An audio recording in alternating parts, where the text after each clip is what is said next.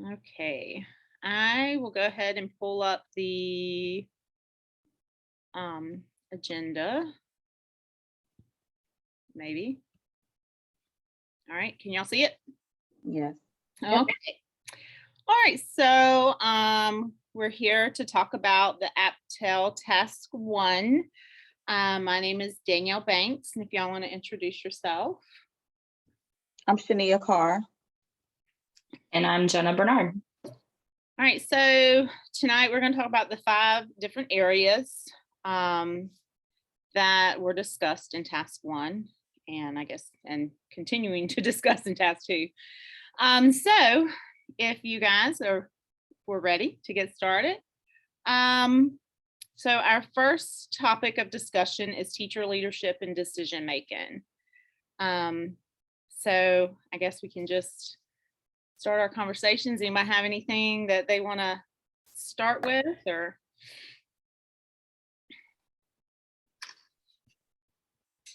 Maybe.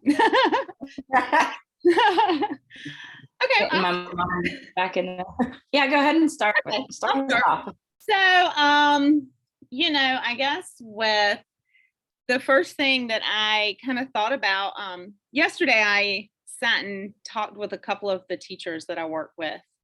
And this was one of the topics that they really got like, I guess, deep into, more into than the others. But yeah, passionate. There you go. So, and I guess, like one of the things that I read about, I think it was through Whitaker, was talking about the difference of like the formal leaders and informal leaders. And what they really got into was talking about, I guess you would say, the informal leaders. And they felt that maybe some of our informal leaders at our school are not necessarily the, I don't want to say the best teachers, but they're the ones that are out there and more vocal. And so I don't, that was just kind of a enlightening thing to hear them really talk about. Because, sometimes it's not necessarily the ones that are the most, well-versed or the most veteran teachers. They felt like it was just the ones that were more vocal. So, I think at my school it's similar. It's like the teachers that are more respected more so than skilled. So if they're well liked amongst the staff, then those are the teachers that lead in the school. Yeah, I agree. Same thing with my school. Ingersoll states that those of us, the teachers are the ones that have the most contact with the kids, which are our customers. And so they're going to know what's best. And so there's an importance there in finding the balance and how we empower those teachers to want to take the lead and become leaders of the school instead of just going to the people that will, the yes people, the people that will just do it anyway because they always say yes. Right. Well, and too, one of the things that I found interesting in like some of the research was, that a lot of times, okay, I kind of always felt like, well, principals rely on these certain teachers. And I almost felt like it was their way of just, I guess, not getting out of things, but I don't know. I don't even know what I'm trying to say. But anyway, it was just enlightening to me that, they were saying like, this is a good thing. It's an okay thing for, a principal to kind of lean on those teachers. And I guess just looking at it from that different perspective now, where from just as a teacher before, I felt like sometimes, oh, they're just trying to get somebody to do their job, I guess, but now I'm like realizing that, okay, them utilizing teacher leaders within the school is a good thing. They're getting their input and they're, they're helping them make decisions. It's not a bad thing. So. Well, I've learned from the research, Edmonds and Sweeney pointed out that, it's a shared desire for change. So in order to implement change, it has to appear that it's the team that has the consensus to evoke the change. It's not coming as a directive from the administrator. Mhm. And so that makes a lot of sense. When it's a shared design, then that means that there's more buy-in. And so if these people are respected within the building, it's easy to say, oh, okay, well, so-and-so said it, so it must be okay, so we can do it. Right. Versus somebody's making me do it or mandating it. And I guess as an administrator, if you go to those highly respected ones and they're like, that's not good, then you know that as a whole, it's probably not going to fly, whatever it is. Especially your veterans, they're going to shut down. I mean, some people are used to doing the same thing over and over again the way they always have. And so change is not easy. That's true. That's true. It also has to be like a confidence level thing. Those that lead in the school are also confident with their classroom. And you don't see very many teachers that are not confident or lack confidence in their classroom step out and beyond into the light of an educational leader. And so point. Sorry. That was a good one. All right, so y'all ready to move on? Yes. Okay. All right, so our next topic is building efficacy and empowerment among staff. So I like this one a lot because the research focused a lot on culture and building that culture, but not like completely changing what's already been established. Because like we just said, reiterating what we already said, change is not easy for everyone. And so according to Whitaker, I like this statement, this quote: culture gives permission to climate to act as it does. So it already exists. So a principal coming up with a new initiative or need doesn't have to change everything that's already there, just builds upon it. And so I like that part. I like the culture, being specific to the school and the needs of that school and developing it. I actually just got off the phone with my principal after an hour and a half conversation. That was fun. Totally disrupted my afternoon. But she asked me ideas she's brand new, and she's asking me ideas for next year's like scheduling. And it was really enlightening that I was able to bring the efficacy data from task 2, actually, which I know that we're not supposed to talk about, but hey, in light, because my research and with Hattie basically says that the efficacy relationship is very close to achievement scores. And so trying to change positions and looking at people in a different light and where they would be is probably not, even though that they are dual certified, putting them in an area that they don't want to teach in is going to damage or further damage the efficacy within our school.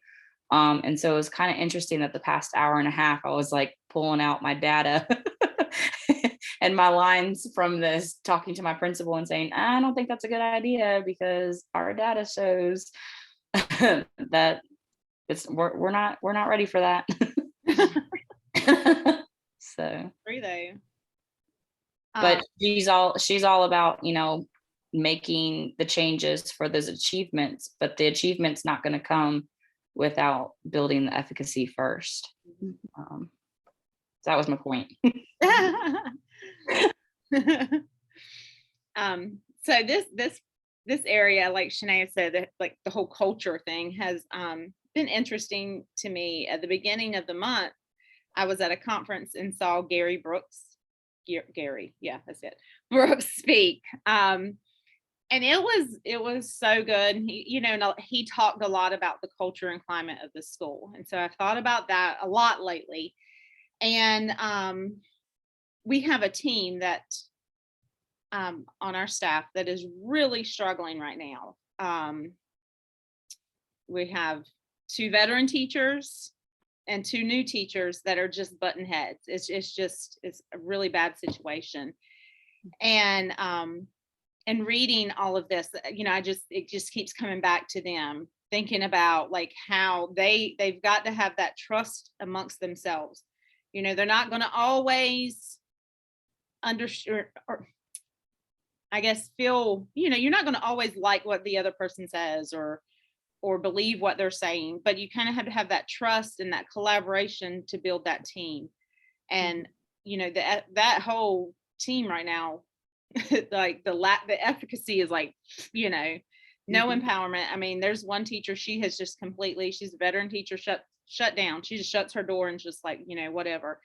And ultimately, all I can think about is like the students are feeling that, like they have to be feeling all that stress that is going on amongst those adults and how negative it must be for them. So I don't know. I'm like you, Jen. I was just rambling, but like it just makes me feel like that, they got to come together, and you got to think about that bigger purpose of, it's for the students. You've got to do the best for them. And so. Yeah, that leads me to share this quote here. Based upon research, it has been found that teachers focusing on the organizational makeup of their school for empowerment also found empowerment in their self-efficacy, grows student learning. And that's by Hemrick. And so if we don't feel empowered, how are we going to empower our students when they struggle, Right. And also, like when building culture, that's important to me because my school definitely has culture. And there's no one cookie cutter method to the approach to it, but it seems like my district thinks so. And so everybody has to be streamlined and the same. Mm-hmm. And so that's why a lot of our kids are low performing. I think we need to be specific to our culture when we're identifying needs and trying to find strategies in order to change it.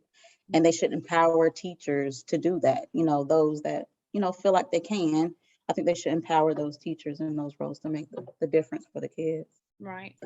I have probably in the past few years, granted, I'm not in the classroom right now, but I hear a lot of talk. I feel like, I'm kind of centralized. I hear a lot of talk from the teachers and a lot of, how everything they want everything kind of to be the same. And I find that difficult because, I'm like, we talk about differentiation for students.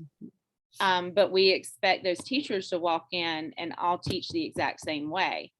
And I mean, it's just not fair to them. And if they're not comfortable doing whatever it is they're doing, like you said, they're not going to feel empowered.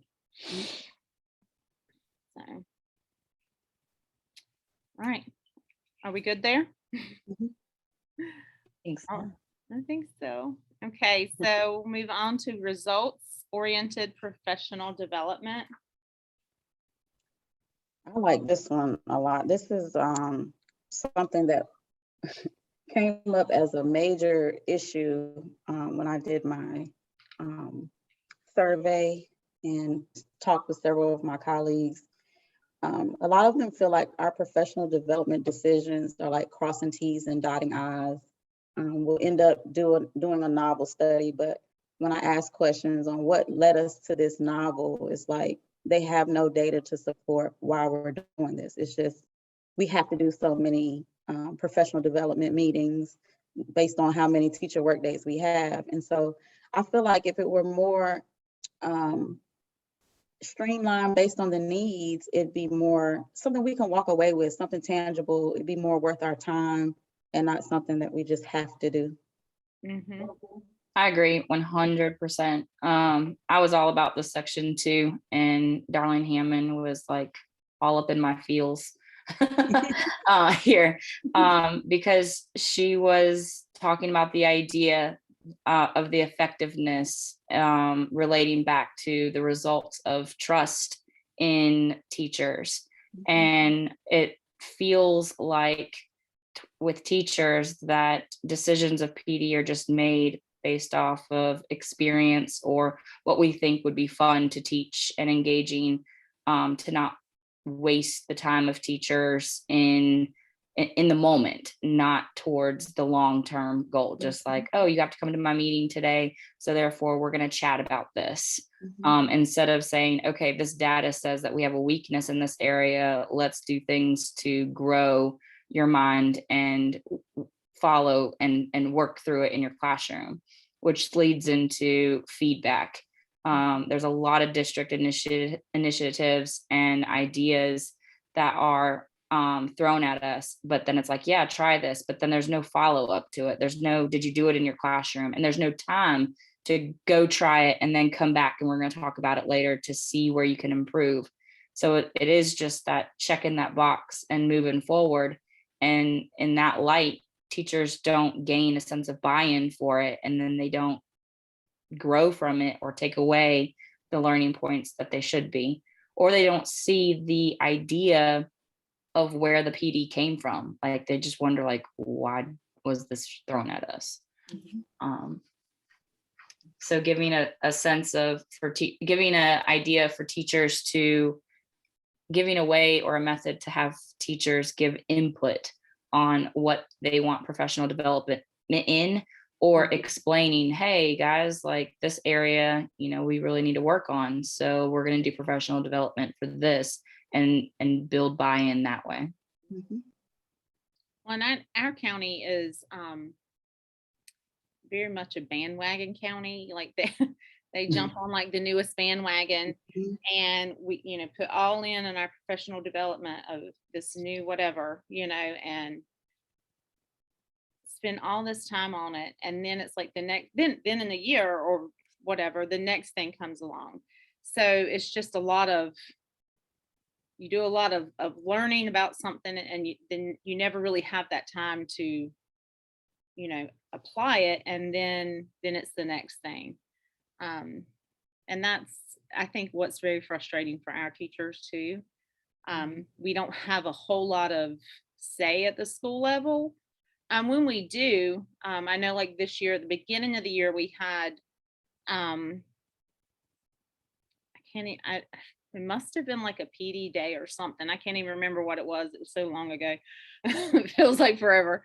But our principal did like survey the staff with like some kind of like a needs assessment, like what type of things would you be interested in, and then kind of some of the experts of the staff then taught those like little small groups. And I think that was more beneficial than anything, because it was something that you went to kind of the little in-service type thing that was fit for you. And one of the things I saw, it was talking about leaders need to choose wisely when choosing PD. So it just, I don't know, I guess what I'm trying to say is just here at our school, we don't have a whole lot of, I guess, input in what we can do. Like right now we're doing the state, the letters training. So that's occupying so much time. That's interesting to me too, because I think that they think if they gave us options, we wouldn't go. And I happen to be, I guess, one of the respected teachers. So like at the beginning, in the beginning of summer, I sat on committees. I was selected to help come up with ideas for PD that people might be interested in. And we came up with all these ideas that would be related to student learning, but they didn't come to fruition. It was almost like they already had something already pre-planned, and they were going to roll with that, but then they try to make it seem like teachers had input. And according to Gusky, there is no direct correlation between professional development and student achievement, but can attribute to growth in student learning. And I take that to lean on if it's purposeful. So we also have a scripted curriculum in English. And so, and at my school, there's we're a magnet school, so performing arts is an initiative. So we have a arts magnet coordinator. And so we're always in PD cutting paper and gluing squiggly wigglies and zigzags. And just to us, it's nonsense because the scripted curriculum does not afford time for it. We have to follow the pacing, so it's a waste of time for me to be sitting here, cutting paper when I know I can't implement that in my classroom. And it's not going to, it's not going to benefit the kids learning what their script says they have to learn. Right. All right. So next we will talk about recruitment, placement, and mentoring of school staff. I have a really good quote from Darish, I think it is. The most essential component of any good school would be good teachers. And I mean, I feel like that just kind of really sums this whole area, like without your good teachers, you're not, you don't have anything. So I think we're in a school that we have, we're like about 45% military. And so with that, we also end up, with teachers that, are spouses of military. So we kind of end up sometimes in a cycle with teachers, and it makes it hard because we're constantly have that turnover, but it's just because of the nature of the beast of where we live. So sometimes it's hard to find, not to find, but because we have that constant them leaving and having to find new teachers.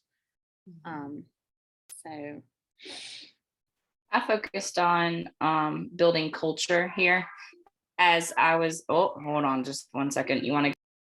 I'll go. I think for me, our biggest issue with recruitment and placement is that there's so many new teachers. Like our turnover is so high each year. And I think it was Dr. Stedman that mentioned how, or it might have been Dr. Lamb that mentioned how the pool is not that great right now. And so I think our staff leans upon your veterans to kind of mentor, and there's not a whole lot of time to do our own jobs and mentor and groom new teachers who are extremely green. And Renard says education is notorious for low survival rate of new teachers, which prompted Hoffer to call education the profession that eats its young. And I mean, teachers are in and out like a revolving door at my school because it's not an easy place to be. It's a hard knock school, which I love. I mean, that's my niche and that's my passion, but it's not for everyone. right. And there's just not a lot of time to help groom new teachers to deal with the things that we deal with on an everyday basis to keep our kids going. Hey, I'm sorry. I had personal background stuff. Didn't want it to be recorded. I already had that happen once. Like, jeez. As I was saying, and what Shania just was talking about is building the culture, and that this is the section that I really honed in on culture here, and that in keeping our teachers, you got to sell the school, and by selling the school, you have that great culture, and that was based off of Morris. And he even said the quote with, it is not possible to empower teachers without a culture providing supportive conditions physically and psychologically.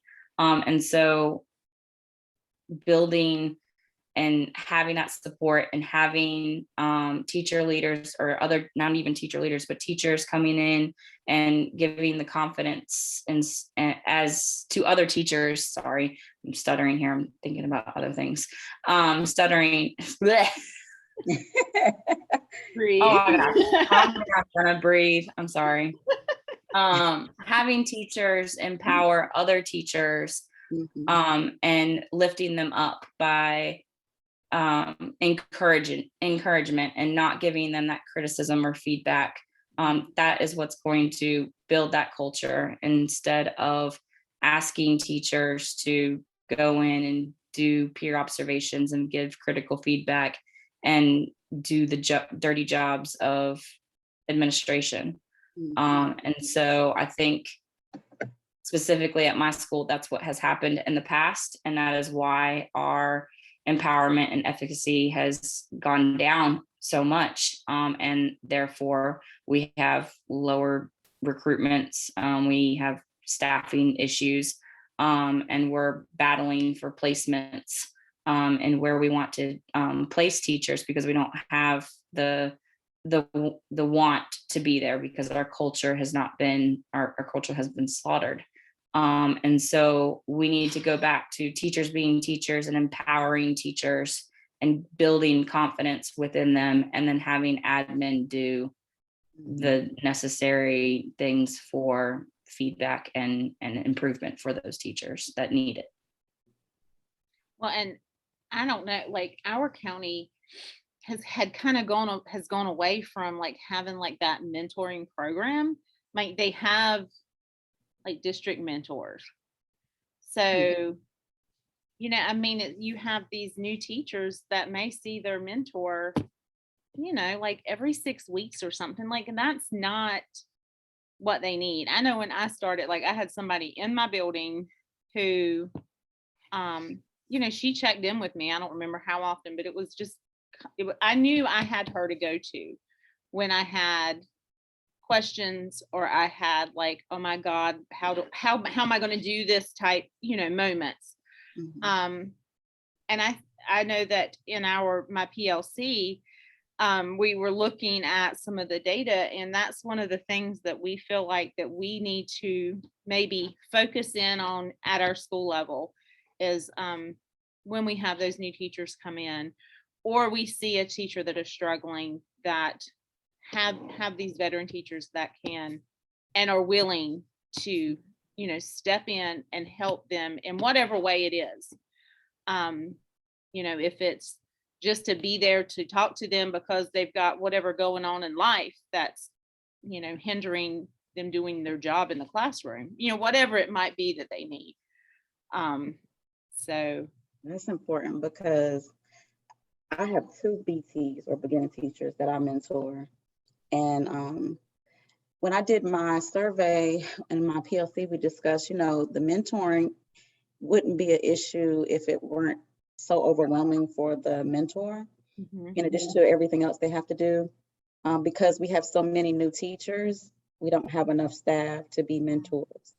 And then I think it depends on your mentor-mentee relationship. So if the personalities don't match, it's going to be a mess. And so that defeats the purpose. And so people become overwhelmed. It's like a lot of paperwork. You can't really, I don't have the time, as much time as I would like to be in both classrooms, you know, and teach my class, you know, and do all the other things I need to do. And so we end up like recording classes and then discussing when we meet, and we meet weekly. I remember starting school teaching and having a district mentor that came like once a month or something like that. And she would just randomly appear. And so that wasn't very helpful at all. So what, I when you think, could sit down and talk to her, or yeah, she would just randomly appear in my room, and it just wasn't a good like vibe either. And so I definitely believe that having somebody on campus is the most beneficial, but it's still, you know, it can be kind of overwhelming and right, stressful. and it doesn't help everything that everyone's been through the past few years either. Yeah. That's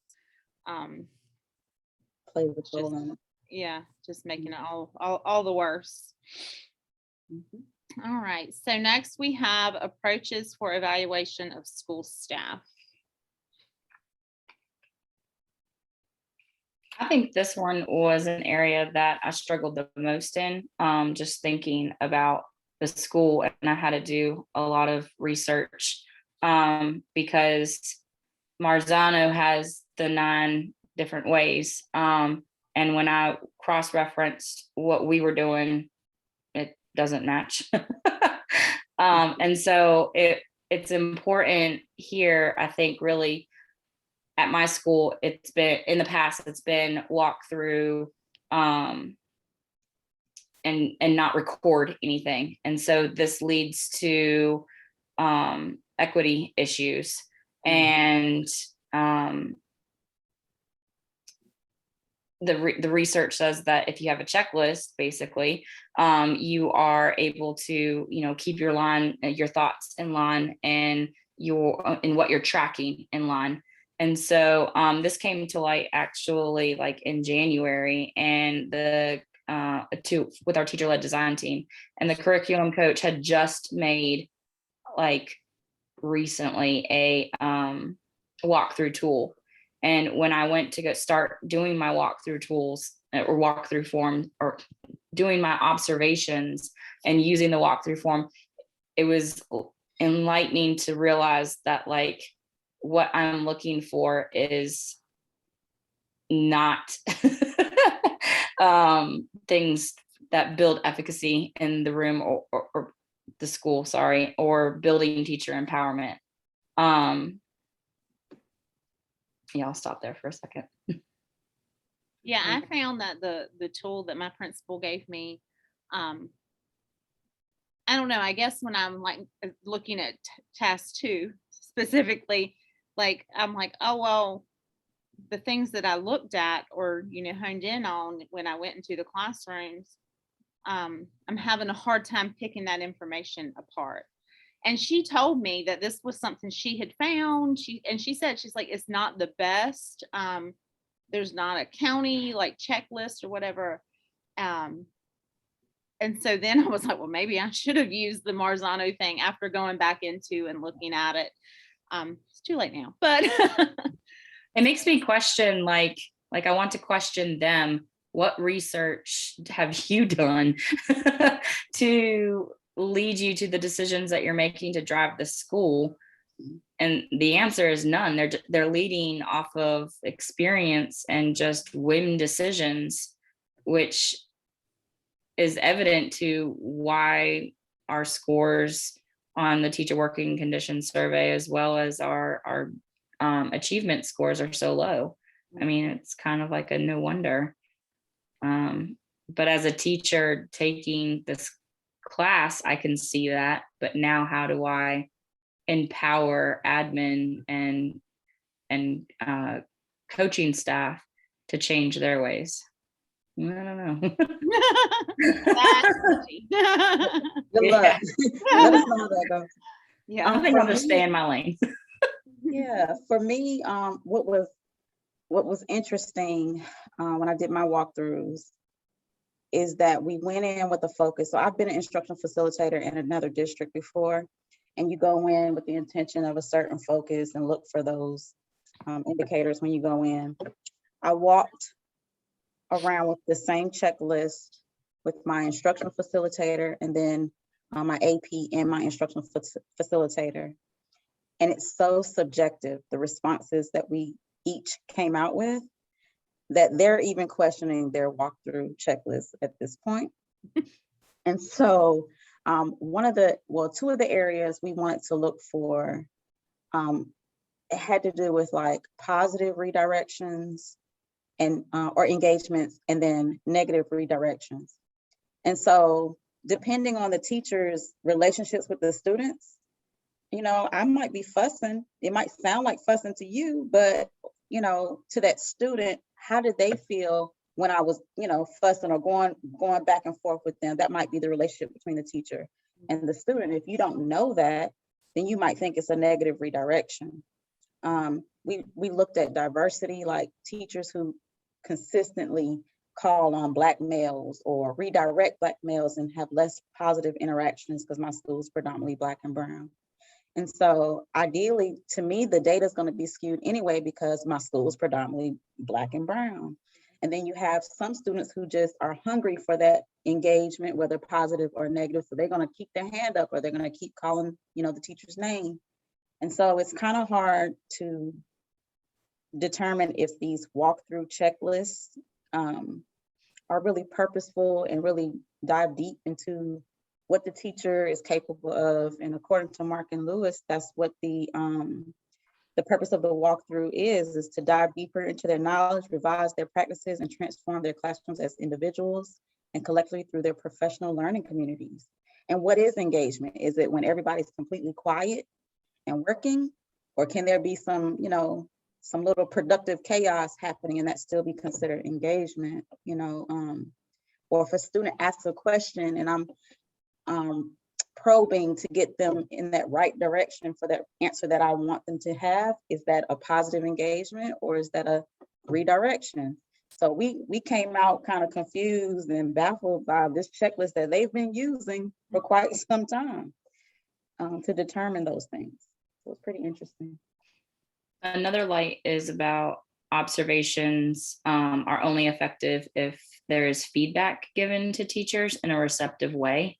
And that's by Moody. And in looking at the reality in my school, it is just a walkthrough method, fill out the form now, and there is no follow-up. The teachers don't even realize that they got an email saying, oh yeah, this is your walkthrough form.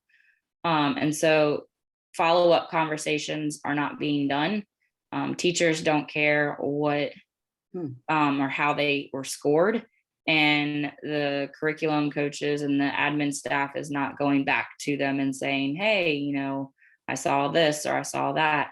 And so there is no room for growth there if there's not a conversation that's happening.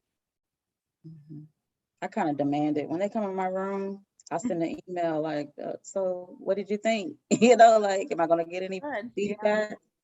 So, I mean, Well, I and don't, oh, sorry, go ahead. no, go ahead.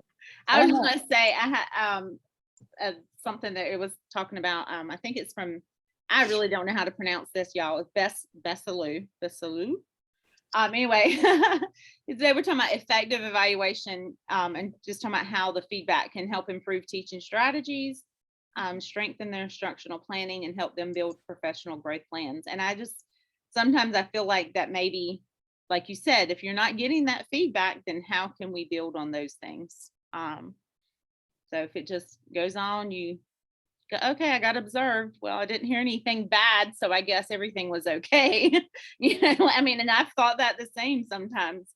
But yeah, like that effective evaluation, it helps improve that teaching. So. All right, so that concludes our 5 areas. Any final thoughts from the peanut gallery? No. No. All right, I'll send y'all. I'll upload this link and send it to you tonight. And while we're together, do we want to go ahead and talk about the plans for the upcoming case study? Sure. When is that due? Is it Sometime soon. sometime soon? Hold on, I think I wrote it down. Is it like during task 3 and task 4 or after task 4? I mean, I guess that's where I'm like just trying to manage my time at this point in time. April 3rd. It's due April 3rd. Oh, that's next week. Oh, goodness. Okay. Everything's like thrown together right now. A whole lot's taking place. Yes. Are we still recording? Yes. Would you let me just stop? Oh, no, I was just wondering. Oh, I'm like, I can.